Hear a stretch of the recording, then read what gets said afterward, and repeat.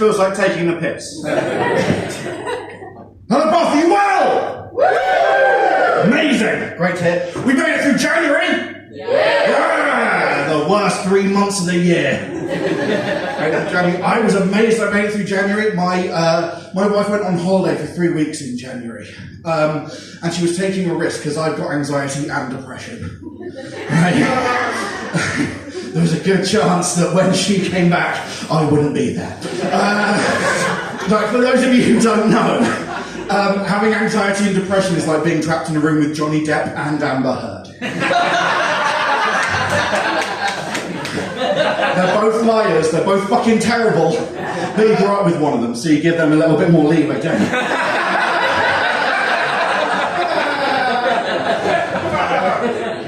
She came strutting back after her holiday like, he's not hanging anywhere. Yeah.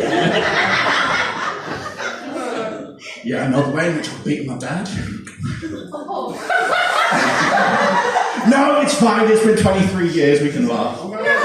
Well, he can't. But he couldn't then, that was part of the problem, I think.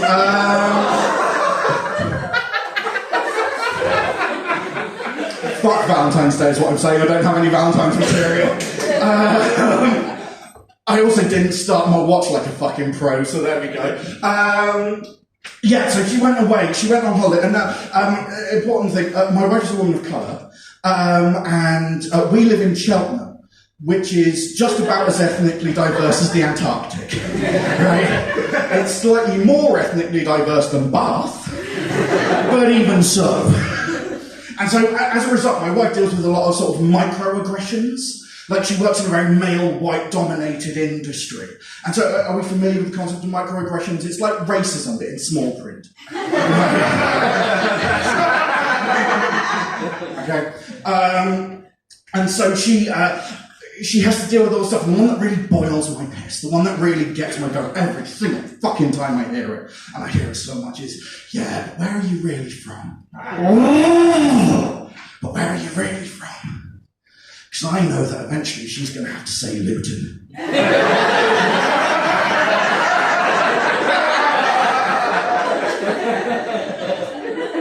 And I don't need people knowing I associate with Lutonites. I have a certain reputation in Cheltenham that has to be maintained. But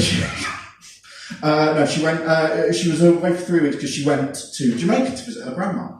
She doesn't get to see her very often because she lives in Jamaica. And it's lovely, she spent a wonderful 3 weeks out there. I missed her terribly, it was awful.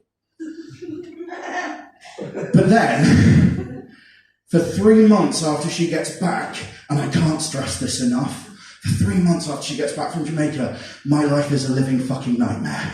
And I love my wife dearly, but for 3 months after she gets back from Jamaica, there is not a single thing that anybody in the UK, least of all me, can do that gets any sympathy whatsoever.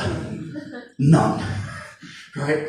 Like, I can't have a bad day at work. If I come home and say I've had a bit of a bad day at work, she's like, oh, did you have a bad day at work, coloniser? Did you have to fight off roving bands of gunmen with nothing but a machete and a mango like my nanny has to? While she was away, the washing machine broke, so the washing machine was on the fritz rack. So I had to get a plumber out. I didn't tell her about that while she was on holiday, because I didn't want to burden her with that while she was away. But when she got back, I explained, oh, the washing machine broke and I had to get a plumber out. And she was like, oh, did the poor little white boy have to do his own washing?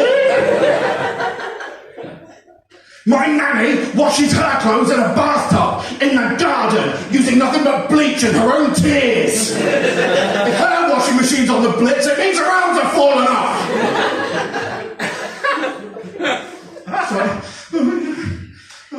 Things have been a bit wonky politics-wise.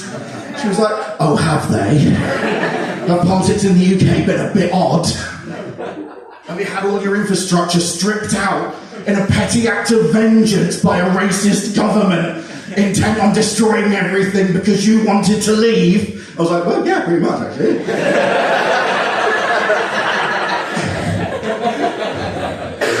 She was like, well, your inner city's flooded with guns and drugs just so that the basic threat of communism could be averted. I was like, no, if anybody is asking, I will take guns and drugs. I miss being a teenager, because I'm 38 now. I know I've got the skin of a 25-year-old, thank you. I'm 38, or as my wife describes it, at best halfway.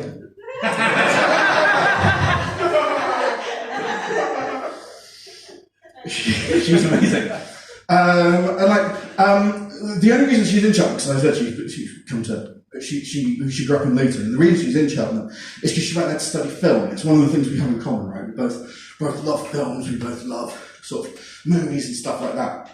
I'm a film nerd, and there is an important distinction to make between a film nerd and a bit of a film buff, which is what I am, and film geeks, right? There's a very thin but dividing line. So film geeks are over here, right? And that's people who are into like Marvel and like DC and like Transformers, I guess. I don't know. Like, what do people like? So it's people, and it's no judgment on this, but it's people who are into films about geeky stuff, right? It's like Lord of the Rings and stuff like that.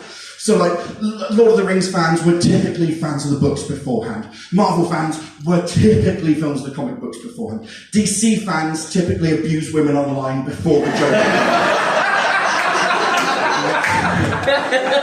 It's just everybody knows what their niche is. I'm over here, right? I'm in film nerd, film buff, right? And film nerd, film buff means I get all of this good fun stuff over here, right? I get to enjoy all of that. But I've also seen all of the films of Ingmar Bergman, and I think they're quite funny. Right? So that's where I am. I'm a wanker, is what I am. Right? So that's where I am. But as a proud wanker, I used to watch a lot of British films. But I kind of had to stop, give up on watching British films, because they broadly fall into sort of three categories, because that's how comedy works. That one's just for the comedians. But yes, they broadly fall into three categories. Like the first category, as we all know, is the period drama, right? It's the bonnets, it's the corsets, it's the barely repressed sexuality. It's women standing in huge mansons going, I'm so poor. A raised eyebrow, a coquettish smirk, and it's like, ooh, that's the Edwardian equivalent of rimming. Oh, we're getting filthy. Hit me with your jaw. And then, like, Downton Abbey kind of came in, not Downton Abbey, what's the other shit one? Bridgerton. Bridgerton came along and ruined all of that. Because it went, subtext, fuck subtext. We don't care for subtext. Do you want to see a cock?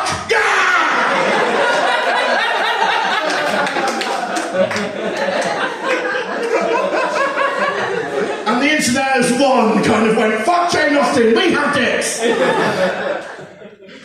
So that's the first broad type of movie. The second one that the British do is gangster movies, right? And we used to have this proud tradition of British crime films in the UK, like The League of Gentlemen and Get Carter and The Long Good Friday. And now gangster films are essentially Danny Dyer shouting cunt for an hour and a half until everybody dies. Right? And that is every straight-to-DVD gangster movie that is out there. And then the third, and this is the worst, right? The third type, somehow this is worse than Danny Dyer cunt movies. Right? The third one is the worst. And this is lower-class person does an activity that is typically reserved for the middle classes.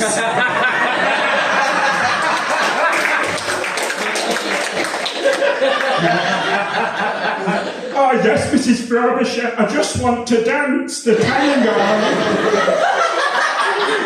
But my alcoholic, abusive father just wants me to be a ferret racer.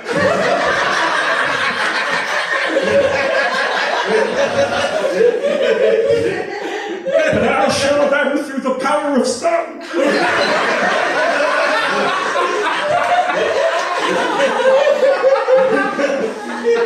And then at some point invariably, ladies and gentlemen, Elton John.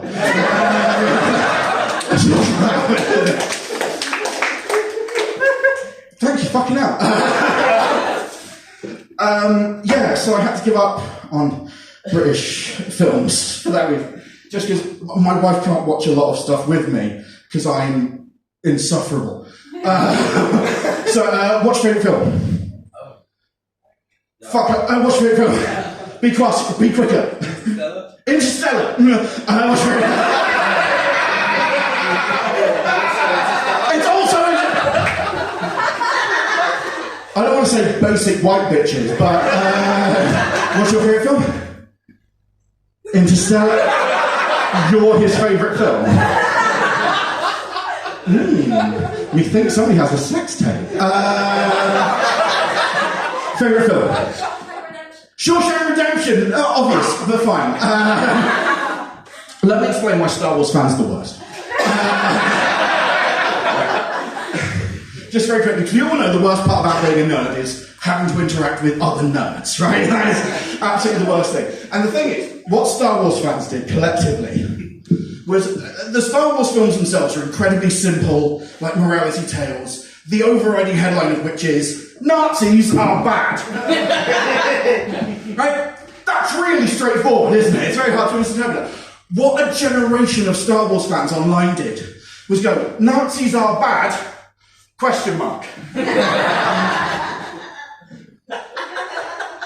this is the generation that didn't see Schindler's List. They were like, oh, we never had a girl in a red coat, so I guess Darth Vader's the good guy? I would definitely oppress people if they're all women or people of colour. This feels like the Empire's doing a great job. But the last thing I'll leave you with is, I typically ruin stuff for my wife, but one time she ruined something for me. Dimitri, if you watch The Rings of Power on Amazon? Okay. I'm used to performing to more nerds than this, you guys. Okay, so, The Rings of Power was Lord of the Rings prequel that Amazon had. It wasn't very good, but it was fine.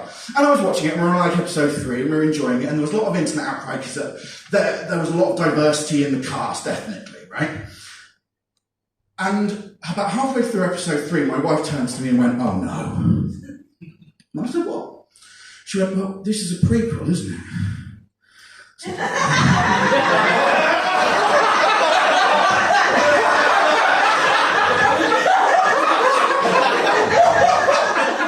Her hypothesis is that between the Rings of Power finishing and the Hobbit starting, there was an elf-based racial genocide. And if she's ruining it for me, I'm going to ruin it for you. Thank you very much indeed.